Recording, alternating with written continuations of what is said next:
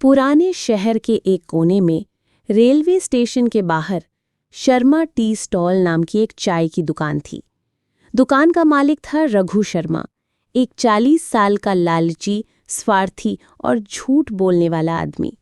रघु की चाय मशहूर थी, लेकिन उससे ज़्यादा मशहूर थी उसकी चालाकी।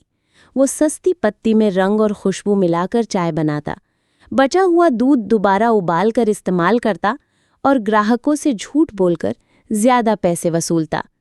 एक दिन उसके नौकर गोपाल ने कहा, मालिक, इस बार सच में कुछ ज्यादा ही रंग है, लोग शिकायत कर रहे हैं।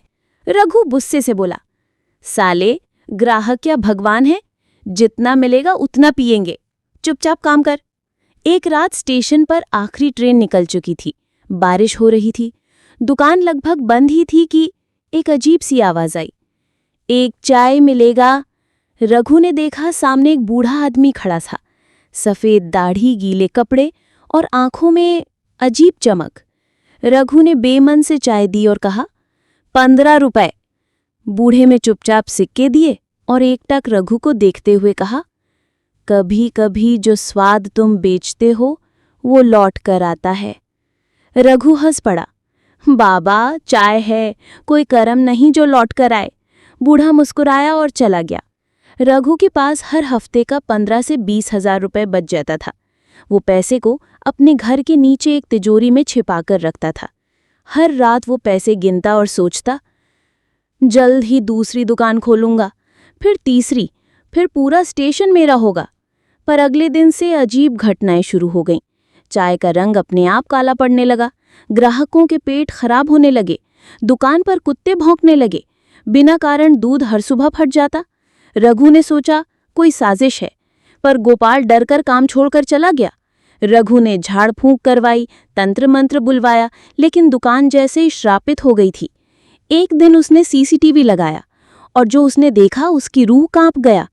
हर रात 12 बजे एक परछाई चाय के भगोने के पास आती और उसमें कुछ घोलती और अगली सुबह वही चाय कड़वी हो जाती। उसे याद आया वो बूढ़ा आदमी। रघु उस बूढ़े को ढूंढने निकला। स्टेशन, फुटपाथ, मंदिर, हर जगह गया, लेकिन वो नहीं मिला। थका हारा वो रात को अपने तिजोरी के पास बैठा रो रहा था, मैंने किसी का क्या बिगाड़ा, मैंने तो बस थोड़ा कमाया। तभी पीछे से वही आवाज आई, लालच छोटा हो या बड़ा, जहर बन ही जाता है। रघु पलटा, वही बूढ़ा। अब उसकी आंखें जल रही थी और चेहरा भयानक लग रहा था। तू लोगों के शरीर में जहर दे रहा था, अब तेरे जीवन में वही लौटेगा। रघु घबरा गया, मैं माफी चाहता हूं बाबा, मैं बदल जाऊंगा। बूढ़ा बोला, अगर सच्ची माफी चाहिए तो हर उस ग्राहक से माफी मांग जिसे तूने धोखा दिया। तिजोरी खोल और वो पैसा गरीबों में बांट दे। अगली सुबह लोग चौंक गए। रघु खुद चाय मुफ्त में बांट रहा था, सच्ची चाय, शुद्ध दूध। उसने स्टेशन पर एक बोर्ड लगाया, माफी चाहता हूं, अब ये चाय सेवा है, व्यापार नहीं। उसने तिजोरी का सारा पैसा पास के स्कूल और अनाथालय में दान कर दिया।